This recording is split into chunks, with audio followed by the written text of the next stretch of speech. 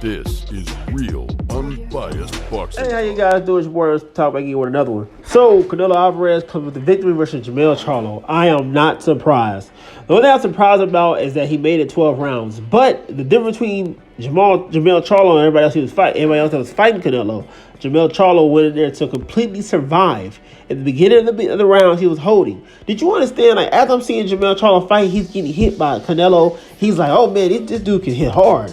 Canelo dropped him. Canelo is very strong.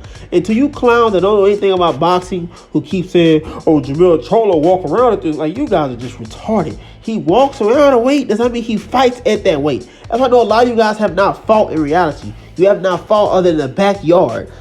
I can walk around, myself, I can walk around overweight, say 260 pounds, right?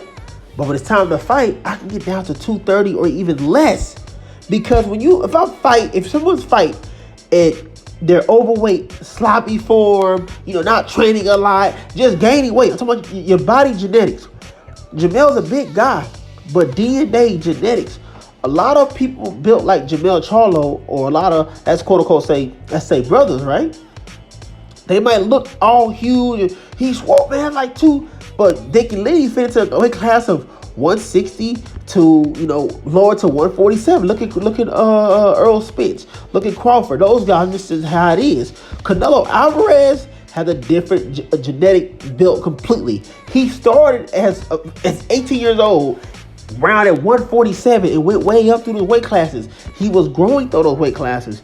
The difference between these two guys, genetically speaking, Canelo's more built to, when he puts on muscle and pack on muscle and weight, guess what happens? That adds on to his actual, his body full potential genetics.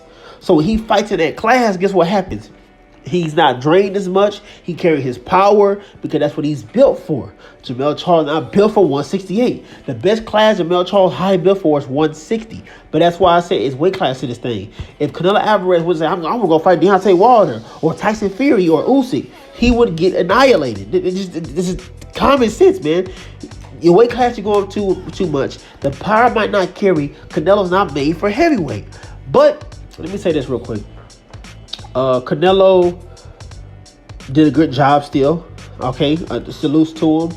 But for him to fight a 154-pounder and be so proud to fight that man, but you ducking and dodging Dave Benavidez, is just disrespectful. And then I like how at the end of the fight, Canelo got kind of upset when he said you want to fight Dave Benavidez. Then I don't give a fuck. Whatever happens, we'll see something. Whoever I'm gonna fight, dude, just fight Dave Benavidez. Cause I see a lot of holes in. I can kind of see why Canelo doesn't want to fight Dave Benavidez. First off, Dave Benavidez can take those punches. Third off, Dave Benavidez is going to come forward and know how to actually wait for those counters and counter back himself too. See, that's the issue. The only guy Canelo has ever fought that could take his punches and come back and hit him just as hard was Triple G. And guess what? When Canelo was in his prime. Now, Canelo's still in his prime, don't get me wrong, but he was in his top tip shape Canelo. Now, this new Canelo, who's throwing these extra counters, more got a higher guard. He's not really moving his head as much as the one versus Danny Jacobs. Dave Benavidez, that's a 50-50 fight. A possibility he can really hurt Canelo. He's not going to stop Canelo. No one is stopping Canelo unless Canelo becomes an old man. Maybe he keep fighting like Roy Jones Jr. or Bernard Hopkins when Joe Kozaki beat him. I think prime, sloppy, not as good as who they were, forming themselves. Now that's when they can beat Canelo and drop him and hurt him and do all that stuff. But if Canelo retires in the next 2 years or even 3 years, no one's going to stop this man like that. He's not going to get knocked out. He's not going to get hurt as bad. He might stumble over here and there maybe, but he will not be stopped. I enjoyed this fight, guys.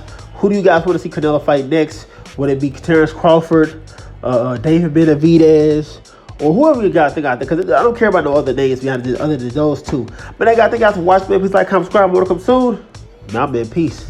The Undisputed Talk. Remember to like, comment, and subscribe.